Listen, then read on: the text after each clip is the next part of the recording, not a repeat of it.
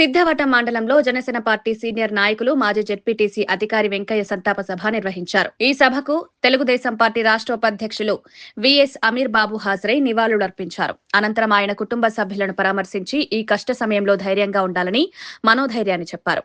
వెంకటయ్య గారి ఆత్మకు శాంతి చేకూరాలని ప్రార్థనలు చేశారు. సంతాప సభలో పాల్గొన్న నాయకులు, కార్యకర్తలు వెంకటయ్య గారి వ్యక్తిత్వాన్ని గుర్తు చేసుకున్నారు. ప్రజలతో మమేకమై పనిచేసిన నాయకుడిగా ఆయన సేవలను కొనియాడారు. సిద్ధవటం మండలం అభివృద్ధి కోసం ఆయన చేసిన కృషి మరవలేనిదన్నారు.